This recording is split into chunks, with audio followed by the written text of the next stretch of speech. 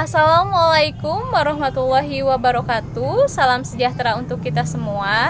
Kami dari kelompok 11 akan sedikit memaparkan materi tentang sistem perencanaan dan metabolisme makanan. Tugas mata kuliah Kesehatan dan Gizi dengan dosen pengampu Dr. Erna Budiarti MPD.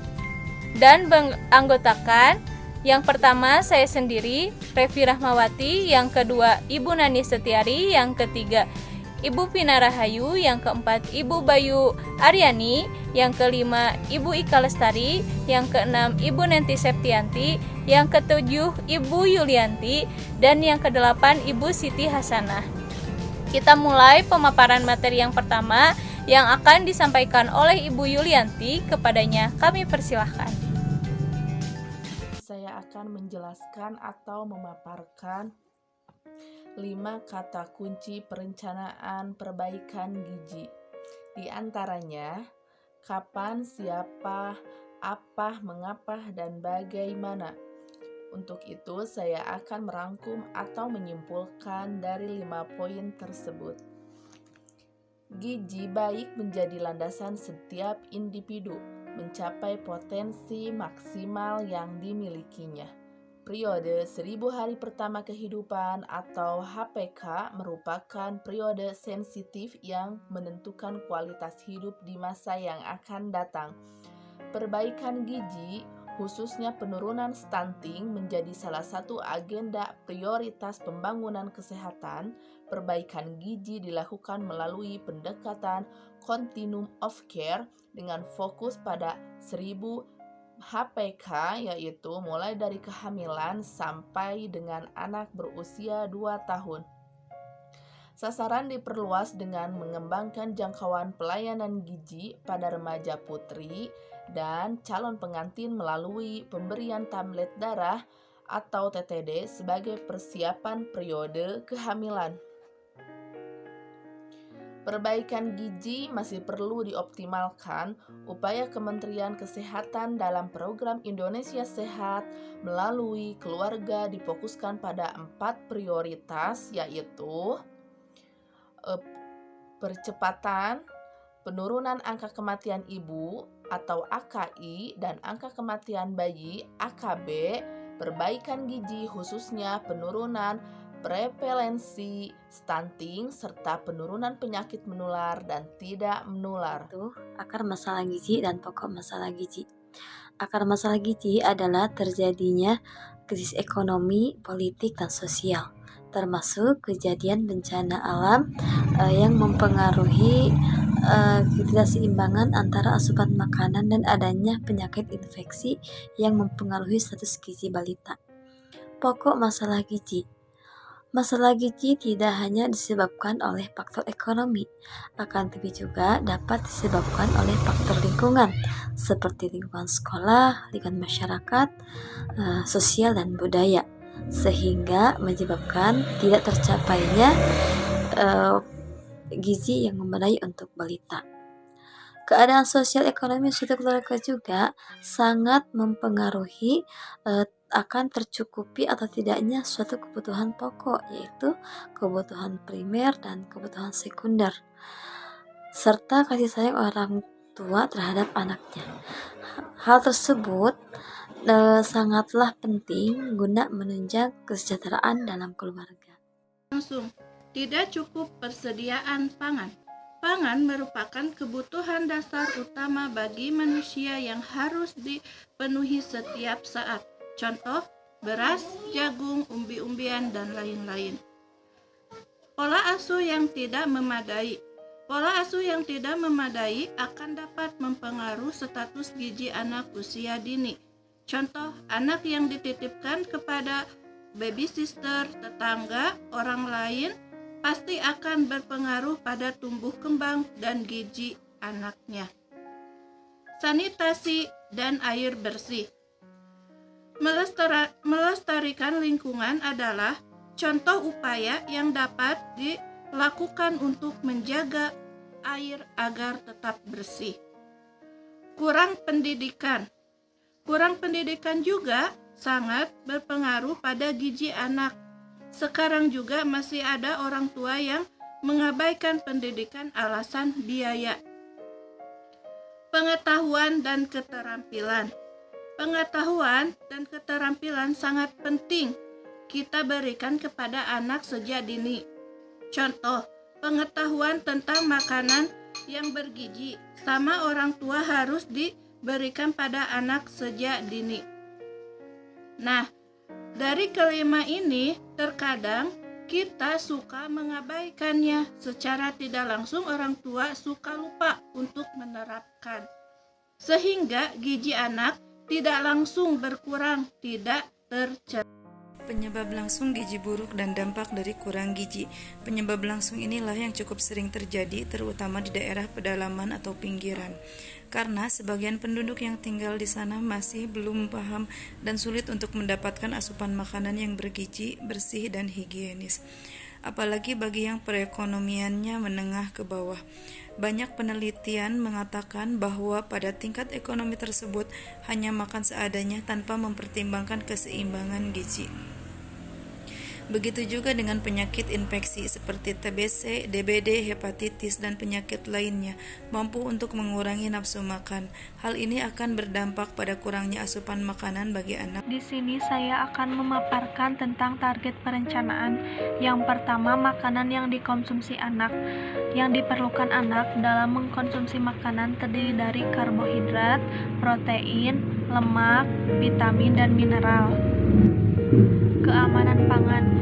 Keamanan pangan ada 5 kunci menurut BPOM. Yang pertama, jagalah pangan pada suhu aman. Yang kedua, masaklah dengan benar. Yang ketiga, pisahkan pangan matang dan pangan mentah. Yang keempat, jagalah kebersihan. Yang terakhir yaitu gunakan air dan bahan baku yang aman. Yang terakhir ada kebersihan dan kesehatan. Kebersihan dan kesehatan, kita harus memilih makanan dan minuman yang aman dan bersih bagi anak. Kebiasaan dan gaya hidup. Kebiasaan dan gaya hidup di sini kita harus menerapkan PHBS, perilaku hidup bersih dan sehat. Yang kedua, penyakit dan kesehatan anak. Yang terakhir, perbaikan kebiasaan makan dan gaya hidup di keluarga. Yang kita konsumsi makan harus 4 sehat 5 cukup dengan makanan yang teratur dan disiplin waktu, makan 3 kali sehari. Selanjutnya yang terakhir, saya akan memaparkan tentang perencanaan gizi cara sederhana. Kebutuhan gizi anak untuk tumbuh kembang otak.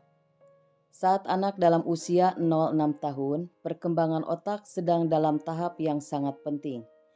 Karena itu asupan makanan bergizi baik diberikan kepadanya. Di sini tertera bagan atau daftar di mana angka kecukupan gizi 2018 di mana usia bertambah dari 0,5 bulan sampai 4-6 tahun, maka usia, energi, protein, lemak, juga air bertambah sesuai dengan kebutuhannya. Contoh makanan. Seperti energi. Energi adalah kemampuan untuk melakukan kerja atau melakukan perubahan pada sesuatu. Tubuh manusia sangat memerlukan energi untuk bisa bertahan hidup. Contohnya seperti nasi, roti, kentang, dan ubi. Manfaat energi bagi tubuh metabolisme makanan, aktivitas fisik, pertumbuhan dan perkembangan, serta berpikir dan reproduksi. Seterusnya protein. Protein adalah molekul rumit yang membantu tubuh menjalankan fungsinya secara optimal. Protein dapat ditemukan dalam beberapa jenis makanan, seperti telur, kacang-kacangan, ikan tuna, oatmeal, serta susu dan olahannya. Dan juga ada lemak. Lemak adalah salah satu kelompok yang termasuk pada golongan lipid, yaitu senyawa organik yang terdapat di alam serta tidak larut dalam air, tetapi larut dalam pelarut organik non-poral. Lemak dapat ditemukan pada daging, susu, ikan, telur, dan minyak nabati. Bahaya makanan instan pada anak. Bagi otak dapat mengganggu perkembangan otak maupun fungsi memori. bisa memperlambat kinerja otak anak yang mempengaruhi kecerdasannya. Bagi tubuh, makanan siap saji bagi tubuh juga dapat mengakibatkan kegemukan atau obesitas. Selain itu, kandungan lemak yang tinggi pada makanan siap saji juga dapat menyebabkan peningkatan kolesterol dalam darah. Bagi paru-paru dapat menyebabkan gangguan pernapasan karena obesitas. Makanan siap saji juga dapat membuat tubuh mudah lemas karena kekurangan asupan gizi, vitamin, dan mineral. Seterusnya, dapat menimbulkan penyakit kronis seperti diabetes, hipertensi, dan kanker. Dapat menyebabkan gangguan pada usus dan juga membuat gigi menjadi rusak.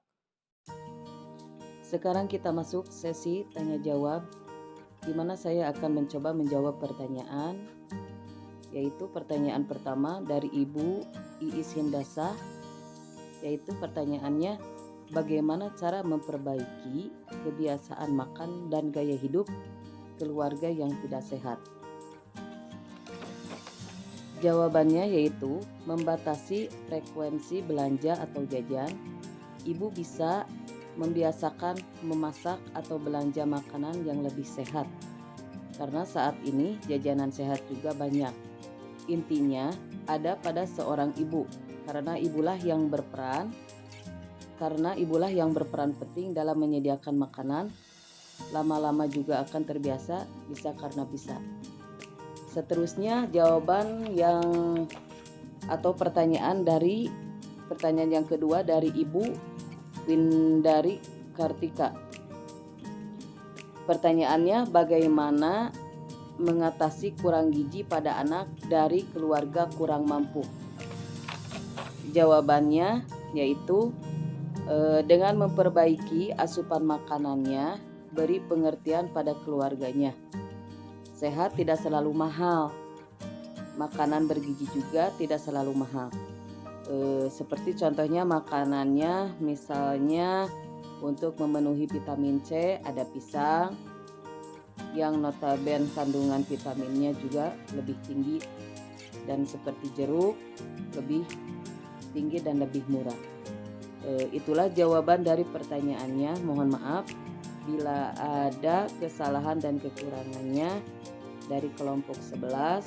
Mungkin Ibu dosen sendiri bisa melengkapi jawabannya. Terima kasih. Assalamualaikum warahmatullahi wabarakatuh.